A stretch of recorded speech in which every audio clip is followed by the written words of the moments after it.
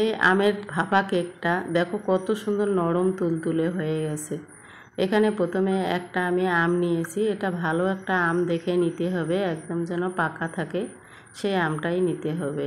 তো আমটাকে আমি ভালো করে এখন কেটে নিয়ে নিলাম। দেখো আমি সবগুলো আম কেটে নিয়েছি। এখন একটা মিক্সির জার নিয়েছি, নিয়ে 1 কাপ দিয়ে দিলাম সুজিটাকে একদম মিহি করে পিষবো না। এখন দেখো সুজিটাকে আমি পেস্ট করে নিয়েছি, একটু গুঁড়ো করে নিয়েছি, সম্পূর্ণ একদম মিহি করা যাবে না, এটাকে এইভাবেই রেখে দিতে হবে। তো আমার দেখো আমি দেখাচ্ছি, আদা গুঁড়ো হয়ে গেছে, এটাকে এইভাবে আমি গুঁড়োটা করে নিয়েছি।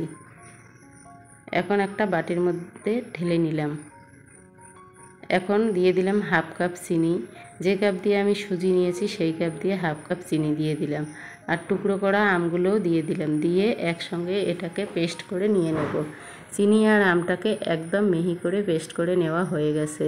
এখন যে সুজির যে পেস্টটা আছে ওখানে আমগুলো আমি দিয়ে দিলাম, আর 1/2 কাপ দিয়ে দিলাম দুধ দিয়ে এটাকে ভালো করে মিক্সড করে নিতে হবে। এটা যত ভালো করে মিক্সড করে নেবেন ততই ভালো হবে কেকটা। তো আমি দেখো আম, দুধ আর সুজির গুঁড়োটা আমি ভালো করে মিক্সড করে নিয়ে নিলাম।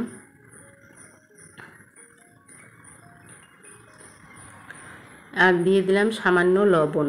যে কোনো মিষ্টি চিনিতে লবণ দিলে মিষ্টির ব্যালেন্সটা ঠিক রাখে। আর দিয়ে দিলাম একটা ইনো দেওয়ার পরে এখন ভালো করে মিক্সড করে নিয়ে নেব। যত ব্যাটারটাকে ভালো করে মিক্সড করবেন ততই কেকটা ভালো হবে। দিয়ে দিলাম 4 চামচের 1 চামচ বেকিং পাউডার দিয়ে এখন সব কিছু উপকরণ একসঙ্গে ভালো করে মিক্সড করে একদম ভালোভাবে ফেটিয়ে নিতে হবে। আমার রেসিপিটা যদি আপনাদেরকে ভালো লাগে, ইউটিউব থেকে দেখলে চ্যানেলটাকে সাবস্ক্রাইব করে দিবেন, আর ফেসবুক পেজ থেকে দেখলে পেজটাকে ফলো করে দিয়ে দেবেন। এখন যে আমি ড্রাই ফ্রুট রেখেছি সেই ড্রাই ফ্রুটটা এখানে ভালো করে মিক্সড করে নিয়ে নিলাম। আপনাদের কাছে যত ড্রাই ফ্রুট থাকবে এটাকে দেওয়ার চেষ্টা করবেন। ড্রাই ফ্রুটটা দিলে এটা একটু পুষ্টিগুণটাও ভালো হয় আর খেতেও ভালো লাগে। টুটি ফুটিও দেওয়া হয়ে গেছে, সম্পূর্ণ ব্যাটারটাকে আমি মিক্সড করে নিয়েছি। এদিকে একটা নিয়েছি আমি খাতার পেস্টটাকে নিয়ে দেখো আমি একটা সিলভারের বাটি নিয়েছি, সেই বাটির মধ্যে এটাকে উল্টে দিয়ে দেখো এইভাবে ভাঁজ করে এটাকে কেটে নেব। এইভাবে ভাঁজ করে কেটে নিলে কিন্তু সম্পূর্ণ গোল হয়ে যায়।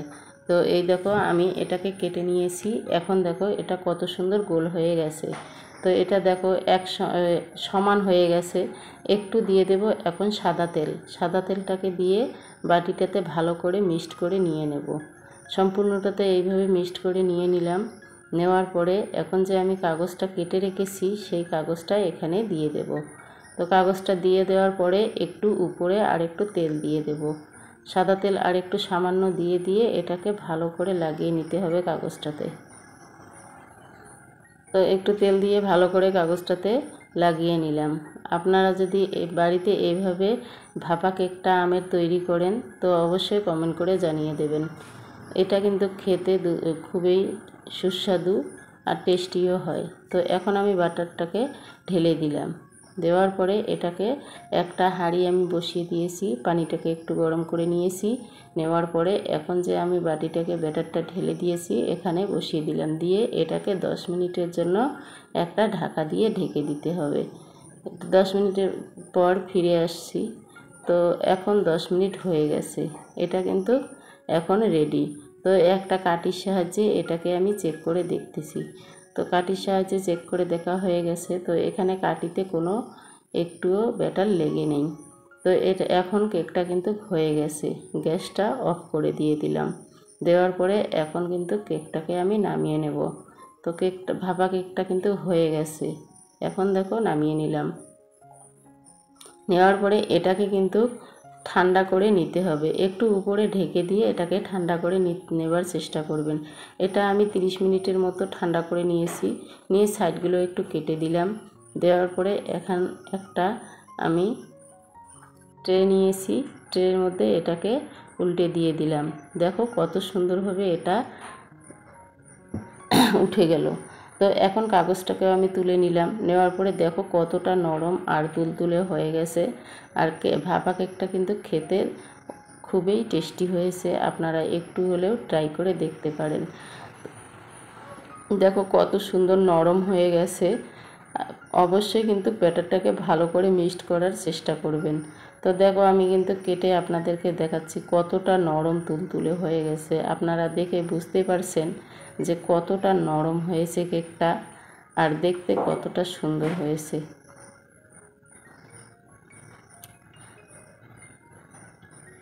আমার ভিডিওটা যদি আপনাদেরকে ভালো লাগে লাইক শেয়ার সাবস্ক্রাইব অবশ্যই করবেন আর কমেন্ট করতে একদমই ভুলবেন না। ভিডিওটা সম্পূর্ণ ওয়াচ করে দেখার জন্য আপনাদেরকে অনেক অনেক ধন্যবাদ। আজকের মতো এ পর্যন্ত। Thank you.